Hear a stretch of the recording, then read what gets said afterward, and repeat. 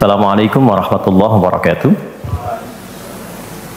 Alhamdulillah wassalatu wassalamu ala Rasulillah wa ala alihi wa sahbihi wa man walah wa ba'd.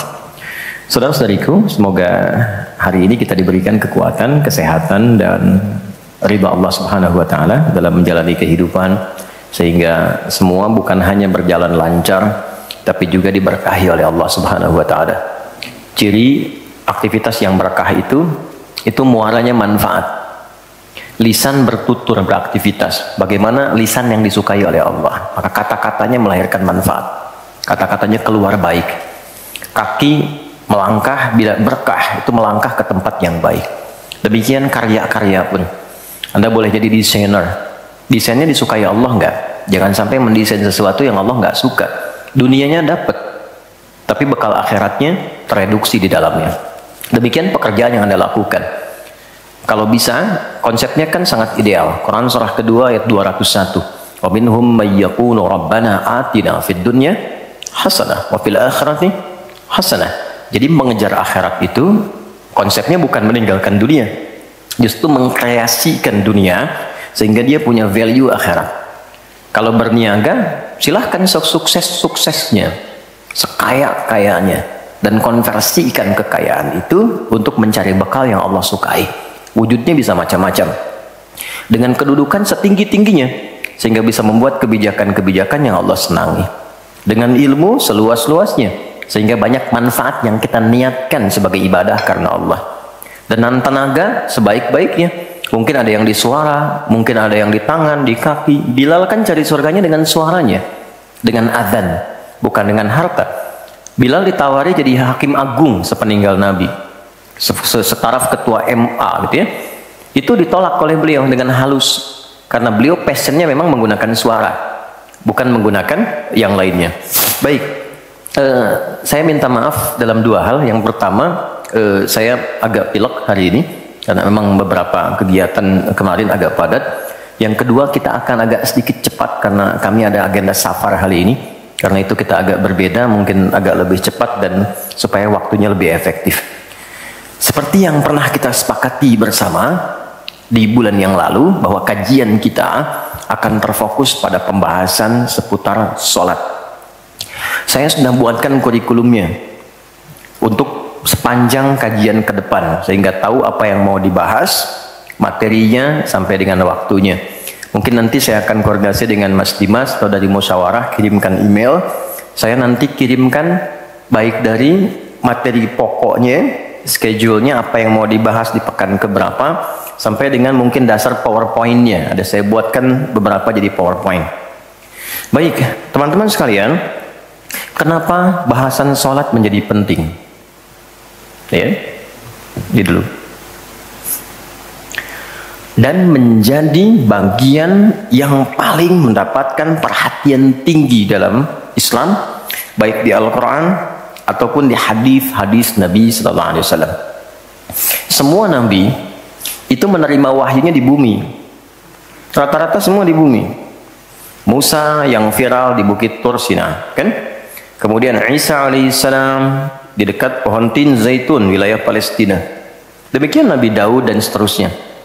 Tapi untuk mendapatkan satu ibadah berupa salat khusus bagi Nabi Muhammad SAW, tempatnya spesial. Inda sidratil muntaha, indaha jannatul ma'wa. Nerimanya langsung di dekat surga, di sidratil muntaha.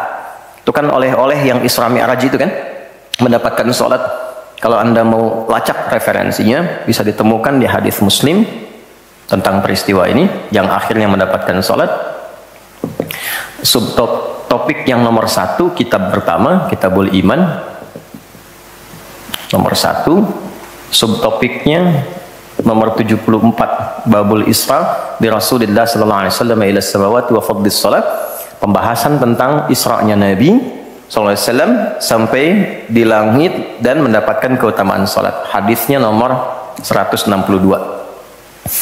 Riwayatnya Imam Muslim. Imam Muslim menerima dari Syaiban bin Zarukh, Syaiban bin Zarukh menerima dari Hamad bin Salamah, Hamad bin Salamah menerima dari Thabit al-Bunani, Thabit al-Bunani menerima dari Anas bin Malik radhiyallahu taala anhu, beliau menerima dari Nabi sallallahu alaihi wasallam. Lengkap rinci peristiwa singkatnya mendapatkan Salat. Dan salat menjadi pokok penentu amalan lain. Jadi kalau benar salatnya, benar hajinya. Benar salatnya, benar zakatnya. Benar salatnya, benar interaksi dengan Qur'annya. Dan benar salatnya, itu pasti baik hisabnya. Maka turun hadis spesifik yang banyak dihafal oleh para ahli hadis, jadi pegangan hidup sampai akhirat. Inna awwala ma yuhasabu bihi al-'abdu yawmal qiyamati as-shalah. Amal pertama yang akan dihisab di hari kiamat adalah salatnya. Idza salahat salaha sa'iru amali. Kalau baik-baik semua amalnya, indikasinya dari salat. Wa idza fasadat fasada sa'iru amali. Kalau salatnya enggak bagus, pasti ada pengaruh ke amalan lain. Dan itu sangat menentukan. Baik. Kenapa salat? Ada apa di balik salat? Dan bagaimana cara salat yang benar yang melahirkan perubahan pada kehidupan? Itu yang coba kita turunkan sampai-sampai di bulan Ramadan pun ibadah pokoknya salat. Kan? Ibadah pokoknya salat lah. Sampai Nabi mengatakan, "Man qama Ramadhana imanan wa ihtisaban, ghufira lahu ma taqaddama min dzambi." Spesial untuk Ramadan, orang yang salatnya benar khusus di Ramadan, di malam harinya yang kita kenal dengan tarawih, kalau benar salatnya dan ada getaran pada jiwanya, lalu dia berdoa spesifik, maka yang pertama Allah berikan mengampuni semua dosa yang pernah ia kerjakan selama hidupnya. Dan itu nggak main-main. Artinya merubah dia menjadi lebih baik. Itu salat. Karena itu kenapa ada tambahan di Ramadan spesifik untuk meningkatkan salat tarawih. Berarti ada sesuatu yang sangat penting. Yuk kita mulai. Pertama kita akan bahas dari segi nama. Ya? Kedua, kita akan bahas dari segi fungsi atau hikmah atau manfaat. Baru kemudian yang ketiga, kita masuk kepada persoalan teknis penunaiannya. Baik bacaan, cara, makna. Kita belajar dari mulai menunaikan, bacaannya apa, maksud dari itu apa. Ya. Baik, kita mulai cepat. Salat. Apa itu salat? Doa. Apalagi? Kenapa doa disebut salat? Kenapa nggak disebut doa aja? Apa itu salat? Doa. Apa itu doa? Salat. Oke, yuk kita urutkan dari segi katanya dulu. As-salah, kurang lebih begini. Nanti ada versinya, ada yang pakai waw, itu ujungnya nanti kembali ke alif. Ini ya. Teman-teman, salat itu seakar dengan kata silah. Silatun. Seakar verbnya, kata kerjanya dengan kata wassala. Wusul. Silah dalam bahasa Arab artinya sesuatu yang terhubung kuat sehingga dengan erat dan kuatnya ini sulit dilepaskan. Pernah dengar silaturahmi? Ya kan? Kenapa disebut dengan silaturahmi? Karena ada hubungan perhatian kasih yang dalam sehingga dimanapun dia masih tersambung untuk memperhatikan. Jadi silaturahmi itu bukan begini, bukan Anda kumpul menyapa di teman yang hadir, itu bukan silaturahim. Anda menyapa orangnya ada, wajar, orangnya masih ada. Tapi ketika Anda pulang, Anda mendoakan dan support pada kebaikan, itulah silah namanya. Nah, hubungan yang melatih kita supaya terus terhubung dengan Allah, sehingga tak terpisahkan pengawasan Allah kepada kita, perlindungan Allah kepada kita, pemberian Allah kepada kita di setiap waktu dan tempat dimanapun, itu dinamakan dengan sholat namanya. Karena itu ciri keberhasilan orang yang sholat yang pertama kali dapatkan adanya konektivitas dengan Allah sampai dia koneksinya ke Allah. Karena itu disebut wusul. Kenapa secara fikih dinamakan dengan doa? Karena saat berdoa kan terkoneksi dengan Allah, ya kan? Nah, doa yang terkoneksi secara formal kepada Allah itu disebut dengan sholat. Quran surah keempat, dalilnya An-Nisa ayat 103. Quran surah 4 ayat 103. Paling kanan agak sedikit ke atas tuh di mushaf standar. Fa idza qadaytumus sholata. Maka jika Anda telah tuntas mengerjakan sholat, fadhkurullah, maka cirinya dia akan cepat terkoneksi kepada Allah. Itu pengertian hikmahnya. Kalau pengertian fikihnya, habis sholat cepat zikir. Zikir itu artinya terkoneksi, nyambung. Kenapa setelah sholat ada zikir lagi yang menyambungkan? Karena ada orang yang sejak saat sholat belum nyambung dengan Allah. Itulah sebabnya nanti kita akan belajar. Masih merasakan nggak? Pernah nggak begini?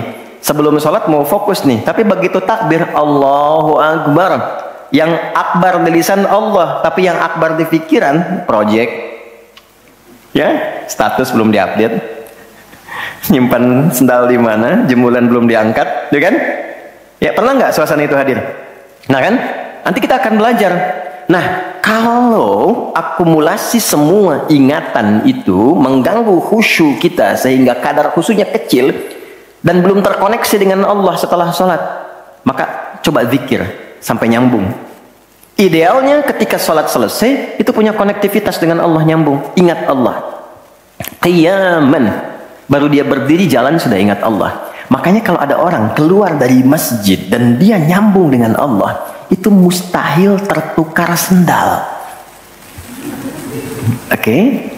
Karena saat dia pakai, dia merasa diawasi Allah. Ya Allah, salah, bukan punya saya.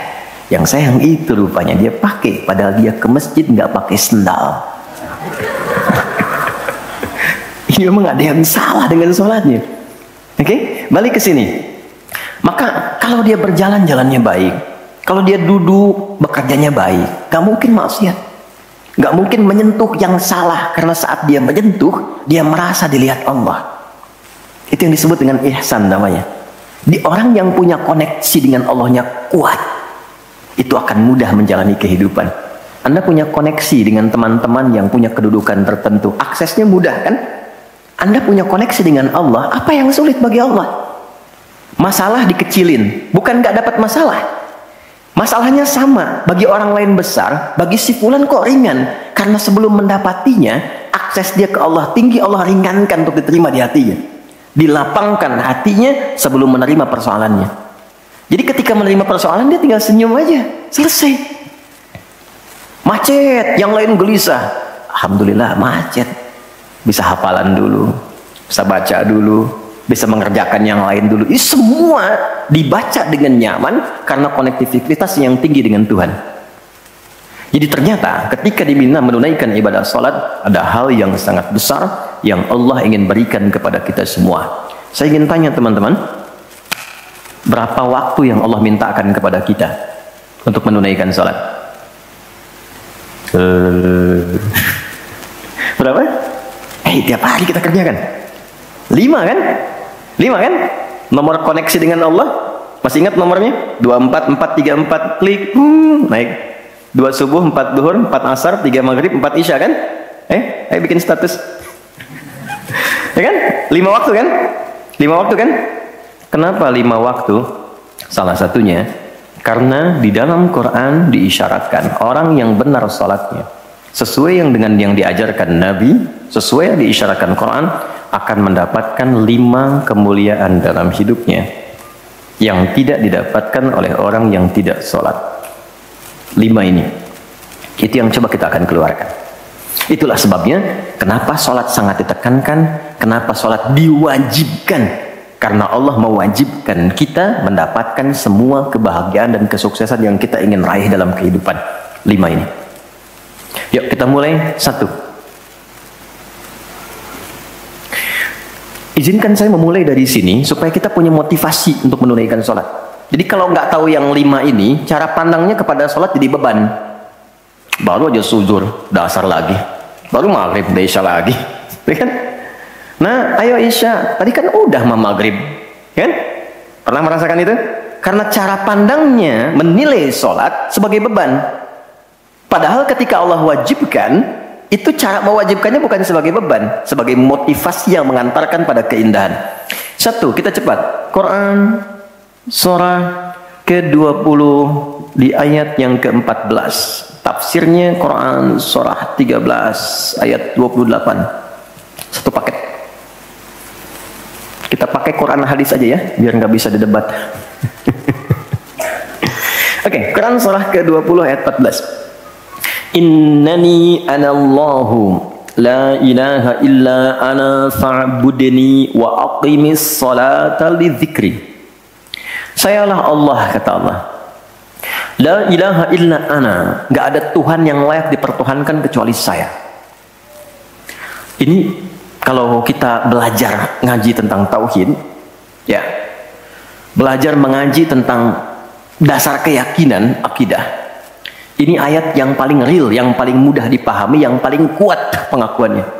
Saya coba mengumpulkan koleksi beberapa kitab-kitab yang disucikan, saya kumpulkan, nggak ada satupun kecuali di Quran yang tegas mengatakan, Tuhannya langsung mengatakan, tidak mewakili perwakilan. Sayalah Allah, satu-satunya yang dipertuhankan, sembah saya. Coba di Quran. Kita simpan ini dalam bab tauhid. Sekarang kita teruskan. Bagaimana cara menyembahmu ya Allah? Fa'budni wa aqimis sholata lidzikri. Tunaikan sholat. Ya, sebagai pembuktian penyembahan kepadaku. Lidzikri. Untuk mengoneksikan dirimu denganku. Satu, sholat adalah pembuktian sebagai hamba. Pembuktian iman. Pelan-pelan. Yang pertama, teman-teman sekalian, ketika Allah menerangkan fungsi salat yang pertama untuk membangun konektivitas yang kuat dengan Allah, itu ternyata dasarnya bukan materi, bukan kedudukan, tapi penghambaan. Supaya engkau membuktikan diri engkau itu hambaku, sembahku, lewat salat.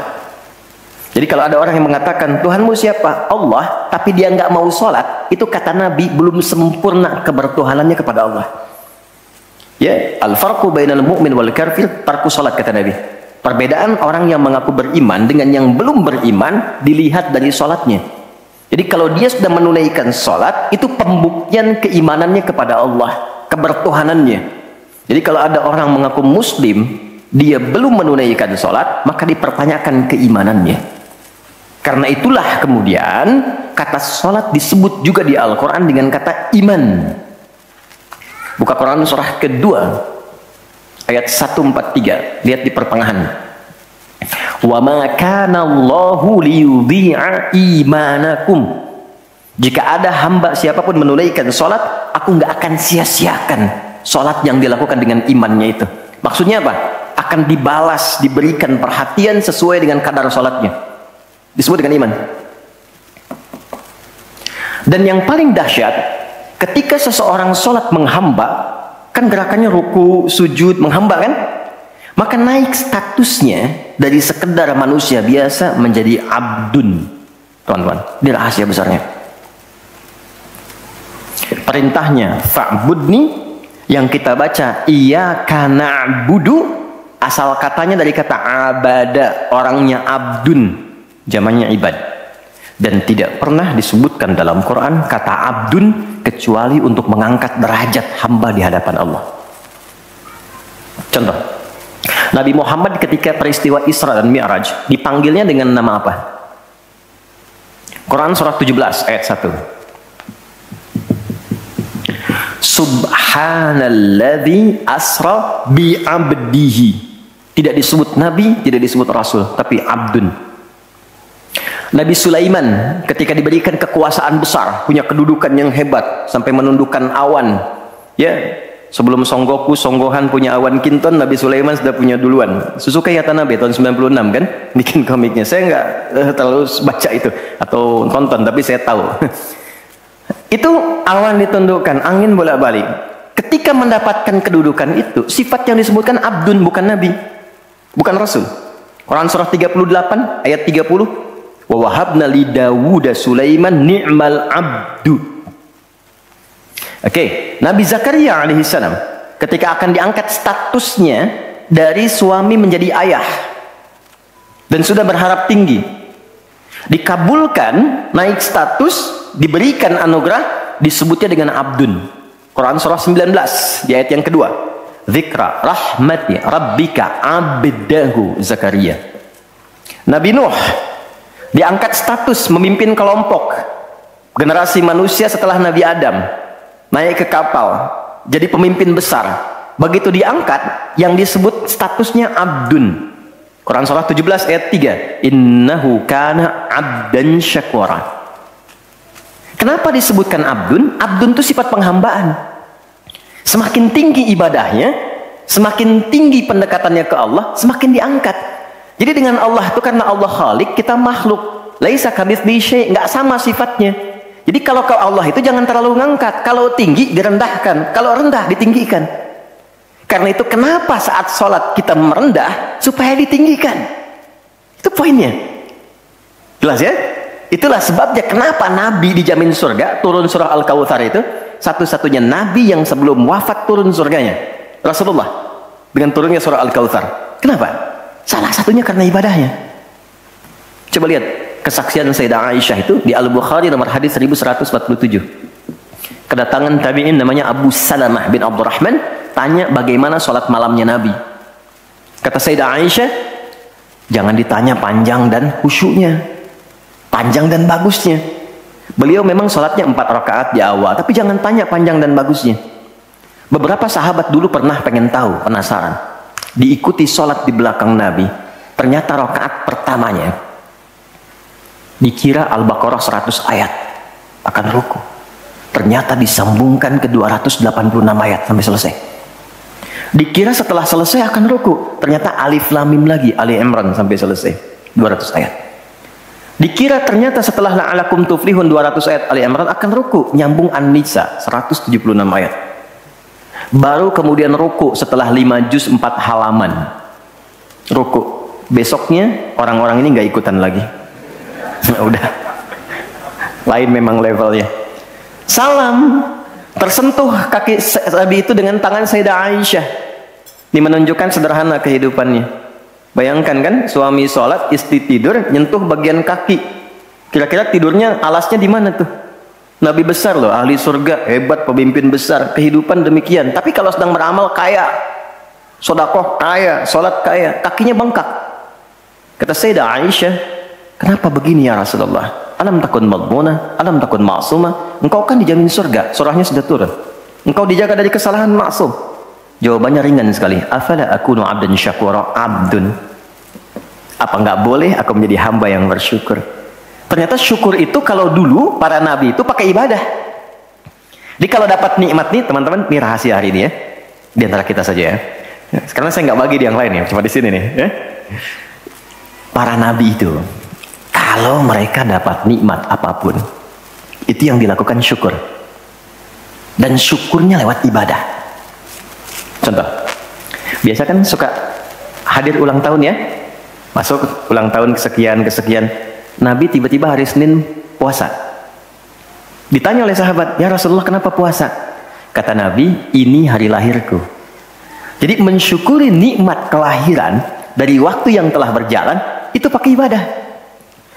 Begitu dapat anugerah surga, turun Al-Kautsar, malah diminta ibadah oleh Allah. Inna a'tainakal. Setelah itu apa? Fasolli li rabbika. Tingkatkan sholat, tambahkan amal lewat harta. Jadi jaminan surga itu bukan menghentikan amal soleh. Anda sukses dengan pekerjaan, bukan berarti menjadikan hubungan Anda terputus dengan Allah. Yang paling aneh kan, Allah udah ngasih rezeki banyak, kok dipakai maksiat hasilnya? Allah kasih Anda minta, Allah kasih. Tapi begitu dikasih, kenapa dipakai untuk mabuk? Kenapa dipakai untuk maksiat? Kenapa dipakai untuk membeli sesuatu yang Allah nggak sukai? Karena ada perjuangan mendapatkan itu. Makanya dibalik caranya, ketika Anda menghamba, menunduk, Allah mengangkat. Tapi kalau Anda mengangkat, Allah turunkan serendah-rendahnya. Jadi rumus pertama. Jadi ternyata ketika kita diminta menghamba dalam sholat, itu adalah jembatan pertama bagi Allah untuk mengangkat kita dengan derajat tertinggi. Paham? Oke, satu. Jadi kalau ke anak-anak begini, kalau tanya, Mah kenapa sih harus sholat? Supaya kamu jadi hebat. Gitu. Kok bisa? Lihat Umar. Sebelum sholat, orang biasa. kerjanya begini, cuman jalan-jalan, mabuk dan sebagainya. Tapi setelah sholat, dia jadi pemimpin yang sangat hebat. Dia hafal sekian bahasa, dia dirikan sekolah-sekolah, pemikirannya hebat, tangguh orangnya, di mana-mana dikagumi. Itu. Kalau ada karyawan Anda bertanya, kenapa Pak harus sholat? Supaya kita makin sukses proyeknya, makin banyak omsetnya. Coba lihat Abdurrahman bin Auf. Bukankah sebelum dia sholat dia kaya tapi biasa, malah hilang kekayaannya. Tapi setelah dia sholat dan dia praktekkan makna-makna dalam sholat, meningkat level kekayaannya sampai yang ketiga tertinggi. Dari kaya, kaya banget, kebangetan kayanya. Tuh, kapaknya terbuat dari emas kan? Abdurrahman bin Auf. Itu setelah sholat. Itu viral sekali kisahnya. Ya, jadi ini bagian pertama. Jadi ketika ada panggilan hayya 'alas shalah, atas sejak Allahu Akbar, rasakan panggilan itu ingin mengangkat derajat kita. Jadi kalau panggilan sholat itu dipahami sebagai hanya tuntutan ibadah, nanti jadi beban. Allahu Akbar, sing ngantuk ya Allah. Tapi ketika Anda sudah merencanakan, kan malamnya kita bikin kurikulum, kan kegiatan kita tuh nyambung. Malamnya istighfar, menyiapkan kurikulum untuk besok. Istighfar itu mengoreksi yang belum bagus apa hari sebelumnya. Katanya pengen ke surga, surganya Firdaus, tapi sholatnya masih bolong-bolong. Baca Quran belum maksimal, sedekah belum ada. Kita koreksi besok direncanakan. Saya pengen sholat di tempat ini. Besoknya saya akan misalnya mengerjakan ini, capaiannya ini. Bikin kurikulum A sampai Z. Begitu kita bangun tidur, dipanggil. Allahu Akbar, Allahu Akbar. Yang kita siapkan itu tadi rencana dibawa menghadap Allah, minta kemudahan, minta perlindungan, minta pengangkatan. Makanya kenapa sholatnya disebut subuh dari kata asbah, sesuatu yang sudah siap dengan rencana. Wasubhi idza tanaffas, Quran surah 81 ayat 18. Di orang Islam itu bangun dari tidur, dia sudah punya rencana yang mau dia siapkan ke depan apa. Jadi nggak ada ceritanya ke depan bingung, jam 7 mau kerjakan apa, 9 ada di mana. Rencana itu dibawa menghadap Allah. Dalam sholatlah kita mintakan kemudahan. Itulah pengantar, pengangkat derajat. Jadi ketika azan berbunyi kalimatnya Allahu Akbar, Allahu Akbar, ini peluang saya. Jelas? Halo, jelas? Alhamdulillah. Dua, masih di sini. Dua. Wa aqimis salata lidzikri, tunaikan salat untuk mengingatku. Apa manfaat zikir? Apa manfaat zikir? Kembali ke Quran surah 13 ayat 28. Ala bidzikrillahi tatmainnul qulub.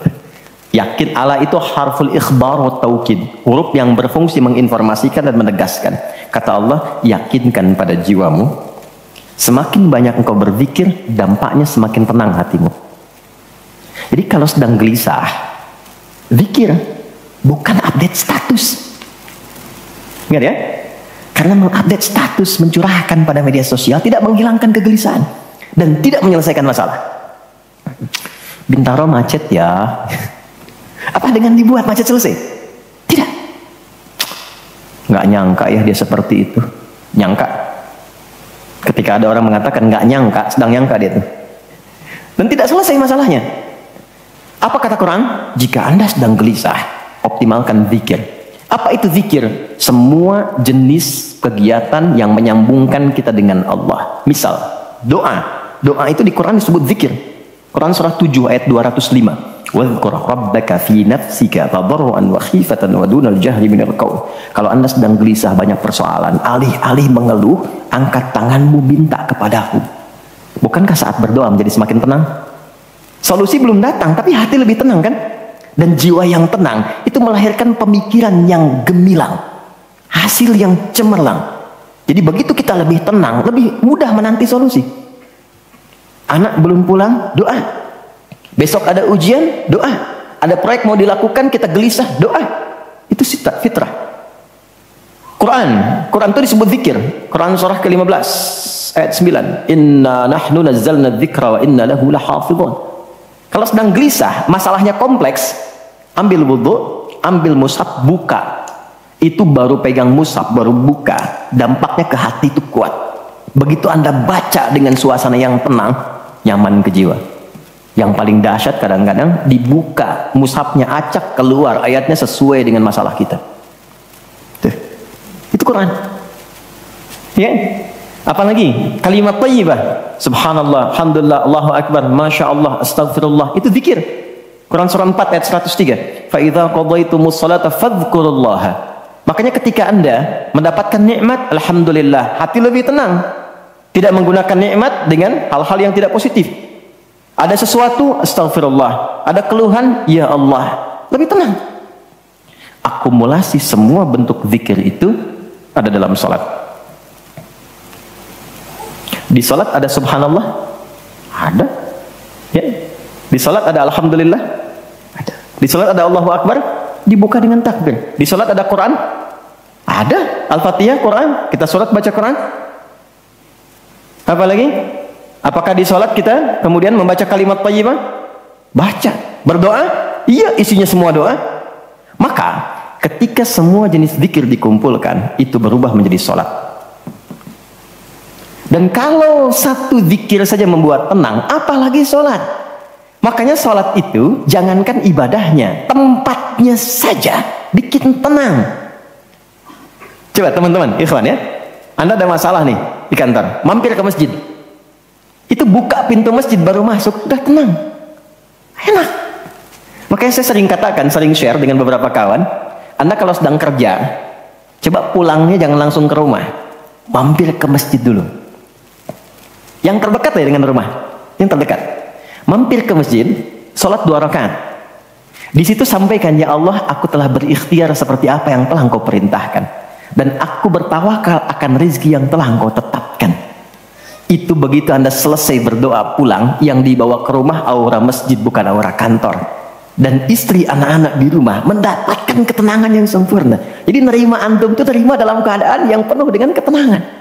Jadi ketika menyambut anak, ayah, papa, papi, buya, antumnya tuh udah enak nerimanya. Coba kalau nggak percaya, rasakan itu. Ke masjid tuh beda. Dibanding rumah sendiri, rumah Allah lebih tenang kan? Itu baru tempatnya. Dan puncaknya Ka'bah yang menjadi kiblat. Itu ada di Quran surah kedua ayat 125. Wa idh ja'alnal baita mathabatan linnasi wa amna. Dan pelajari, pahami, renungi. Ketika aku tetapkan dengan keagunganku Ka'bah pusat ibadah yang menenangkan. Sebanyak apapun Anda punya kesulitan, depan Ka'bah itu ngalir air mata, tenang aja. Gitu. Pancarannya masjid. Ya. Masya Allah ya. Nah, amalannya sholat.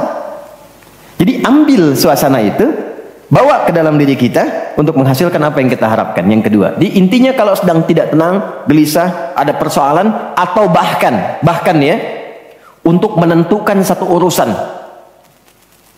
Kalau Anda bingung, merasa ada saingan yang tidak sehat, merasa ada orang-orang yang mungkin mengganggu, lakukan sholat sebelum berangkat. Tahu Imam Al-Bukhari ya? Beliau menulis Sahih Al-Bukhari kan? Itu sebelum menulis setiap satu hadis, sholat 2 rakaat. Kalau tenang, baru dituliskan. Tidak tenang, beliau sholat kembali. Ditulis di Masjidil Haram, diselesaikan di Masjid Nabawi. Itulah sholat. Makanya semua nabi yang pernah bertugas di bumi, itu sholat. Dan kita yang paling sempurna caranya. Nabi Isa, Yesus, sholat. Quran surah 19 ayat 31 sampai 33-nya. Wa ausani bis shalah. Allah mewasiatkan padaku untuk sholat. Nabi Zakaria, sholat. Quran surah ketiga ayat 39. Fanadatul malaikatu wa huwa qa'imun yusalli fil mihrab. Sholat. Nabi Ismail, kakek Nabi ke-29, bahkan meminta keluarganya disiplin sholat. Quran surah 19 Maryam ayat 55. Wa kana ya'muru ahlahu bis-shalah. Jadi kalau kita urutkan dari awal sampai ke Nabi Muhammad SAW, atau kita tarik mundur dari Nabi Muhammad ke Nabi Adam AS, tidak ada satupun Nabi yang bertugas di bumi kecuali mereka salat. Muhammad SAW bin Abdullah bin Abdul Muttalib bin Hashim bin Abdul Manaf bin Qusay bin Murrah bin Kilab bin Ka'ab bin Ghalib bin Fihir bin Malik bin Nadar bin Kinana bin Khuzaimah bin Mudrika bin Ilyas bin Nizar bin Mudar bin Ma'ad bin Adnan bin Adi bin Adri bin Muqawwam bin Nahur bin Ya'rub bin Yasjub bin Ismail alaihissalam bin Nabit bin Ismail alaihissalam bin Ibrahim alaihissalam bin Adhar bin Nahur bin Abir bin Kinan bin Rafakhshad bin Sam bin Nuh alaihissalam bin Mihlail bin Matusyala bin Kinan bin Anwas bin Tith bin Adam alaihissalam. Semua tersambung. Ayo ulangi. Semua sholat. Oke? 3. Quran surah 29 ayat 45. Salat bila dikerjakan dengan benar akan merubah pelakunya menjadi lebih baik. Secara singkatnya, salat mendidik kita menjadi pribadi yang baik. Nah, sumber keburukan itu yang menjadi lawan dari baik itu ada 2. Jadi kalau ada orang yang tidak baik, anak yang kurang baik, ayah yang kurang baik, ibu yang kurang baik, itu artinya ada satu dari 2 ini yang melekat pada dirinya. Satu disebut dengan fahsya. Keburukan yang bersumber dari syahwat. Maaf, kata-kata kotor, jorok, zina, LGBT, pornografi, porno aksi, dan semisalnya. Itu fahsya. Jadi nggak mungkin orang sholat kata-katanya jorok, perilakunya menyimpang. Nggak mungkin. Karena sholat mencegah itu. Atau mungkar, maaf, keburukan yang bersumber dari nafsu perut dan akal. Mencuri, korupsi, mencela, berdusta, membunuh, merampok, menyakiti, dan semisalnya. Itu mungkar. Makanya ketika seseorang berbuat itu hatinya mengingkari, itu disebut mungkar. Hatinya mengingkari. Maka orang sholat pasti bila sholatnya benar karena dia tersambung dengan Allah, fahsya dan mungkarnya tertekan. Yang muncul jiwa baiknya, jiwa takwanya. Ketika yang muncul kebaikannya, yang buruknya ditekan, maka yang keluar dari semua bagian tubuhnya semuanya perilaku baik. Itulah sebabnya ketika Allah berfirman tentang hal ini disampaikan di Quran surah 29 ayat 45. Innas sholata tanha 'anil fahsya wal munkar. Mengujinya gampang. Kita uji dengan sejarah pendekatannya. Semua masyarakat di era Nabi itu kan sebelum masuk Islam perilakunya itu sangat menyimpang. Tidak kenal kebaikan. Tak kenal kebaikan itu jahlun namanya. Orangnya jahil. Kalau disatukan jadi jahiliyah. Gak kenal kebaikan. Ya, maaf, yang mencuri banyak, zina hatam. Ya, perilaku menyimpang banyak. Disebutnya jahiliyah. Tapi ketika datang risalah Islam, yang diajarkan pertama salat. Salat merubah mereka dari jahiliyah menjadi khairu ummah. Kalau ada yang paling jujur itu, yang paling dermawan itu, yang paling baik itu, paling disiplin itu.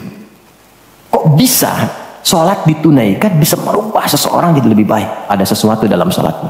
Itu yang nanti kita akan pelajari. Itulah sebabnya kenapa anak-anak dari kecil usia 7 tahun khususnya yang diajarkan sholat. Masih ingat hadisnya? Ya, saat anak berusia 7 tahun ajarkan sholat. 10 tahun dia masih malas, beri pelajaran yang membuat dia mengerti. Bukan berarti harus memukul ya. Kalau di Arab adatnya begitu, itu biasa. Doroba itu memberi pelajaran maksudnya. Kurangi uang jajannya, berikan pelajaran yang baik kepada dia supaya mengerti kenapa mesti sholat. Kenapa dari usia 7 tahun? Supaya anak itu tumbuh jadi baik. Itu maksudnya. Cuma anak sekarang advance.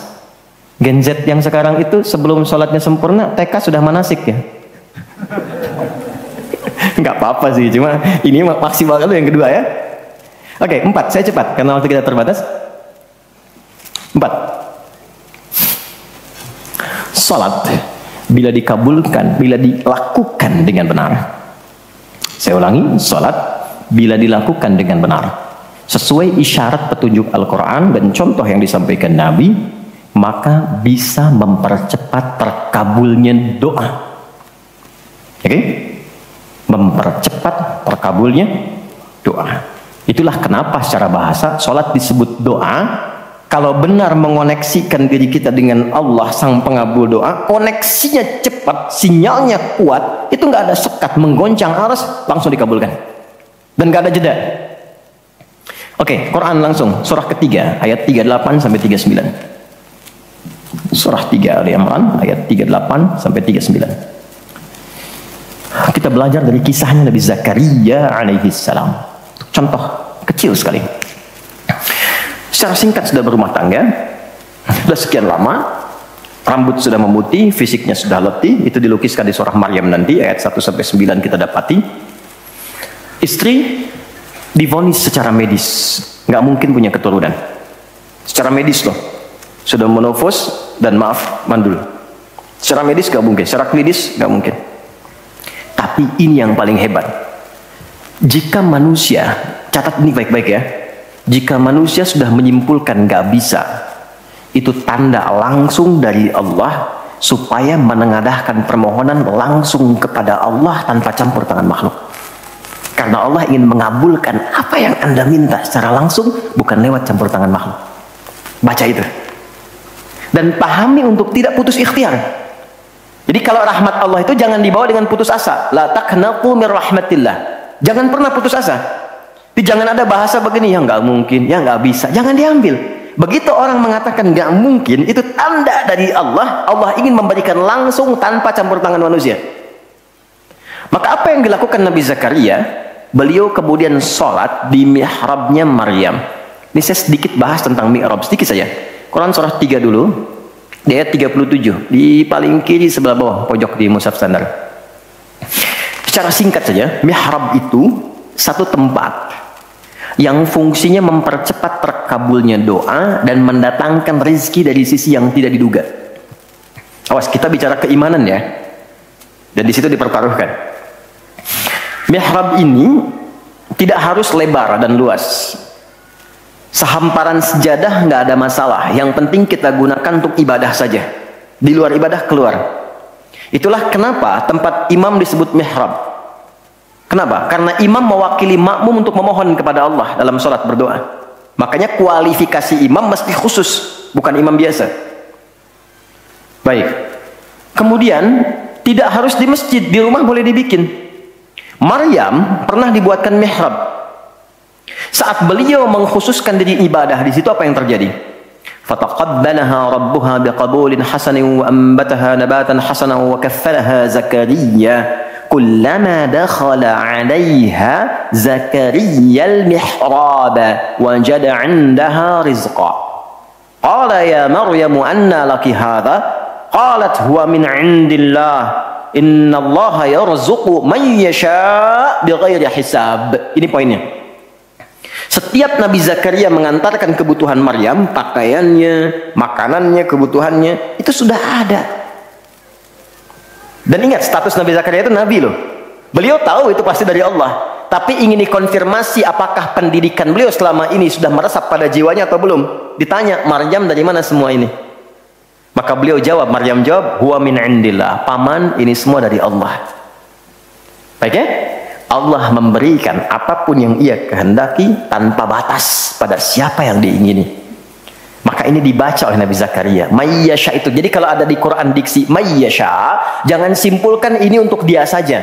Maksudnya, jadi seperti dia, maka Allah akan berikan seperti Allah berikan kepada dia. Maka Nabi Zakaria kemudian sholat di mihrabnya Maryam itu. Minta sesuatu yang selama ini kata orang terbatas. Apa yang dilakukan? Sholat. Dalam sholatnya minta. Perhatikan cara mintanya. Satu, menyebut nama Allah sesuai kebutuhan. Jadi Allah bentangkan semua nama terkait semua kebutuhan kita. Anda butuh rizki, sebut ya Razak. Anda butuh ilmu, sebut ya Alim. Ya kan? Anda butuh ketahanan mental diri, sebut ya Sabar. Itu 99 tersebar. Itu rumusnya di Quran surah ke-17 ayat 110. Quran surah 17 Al-Isra ayat 110. Qul id'ullaha aw id'ur rahman ayyamma tad'u falahul asmaul husna. Kalau Anda punya persoalan, segera curhatkan kepada Allah, minta, berdoa. Sebut ya Allah yang standar, atau ya Rahman naik sedikit, atau pilih nama yang sesuai kebutuhan kita. Jadi nggak harus semua disebut, takutnya nggak butuh dikasih. Ya Allah ya Sabar, nggak pengen punya masalah, turun masalah kan? Nah, Nabi Zakaria divonis ada keterbatasan, nggak mungkin diberi, maka beliau meminta dengan nama Allah yang memberi tanpa batas. Dalam bahasa Arab disebut dengan Wahhab, pemberi tanpa batas. Kalau dialihkan jadi bentuk permintaan, fi'lil amri lit talab, bukan perintah di sini tapi untuk meminta, maka rubah kalimatnya jadi hab. Kalau untuk pribadi, habli. Untuk komunal banyakkan hablana. Karena ini kasusnya pribadi, maka di ayat 38 beliau meminta, hunalika di mihrabnya Maryam, da'a Zakaria rabbah. Berdoalah Nabi Zakaria kepada Allah Rabbnya. Perhatikan, qala rabbi habli min ladunka dzurriyyatan thayyibah innaka sami'ud du'a. Ini fikih doa yang penting dipelajari. Ya Allah, ini kalau terjemah bebasnya begini, mereka mengatakan aku nggak mungkin punya keturunan. Maka aku memohon darimu saja yang tidak punya batas dalam pemberian. Mereka katakan aku nggak mungkin. Aku mohon kepadamu yang tidak punya batas dalam pemberian. Innaka sami'ud du'a, sungguh engkau pasti mendengar doaku. Kalau kepada yang maha mendengar tidak terkabul juga, kepada siapa lagi aku mesti memohon?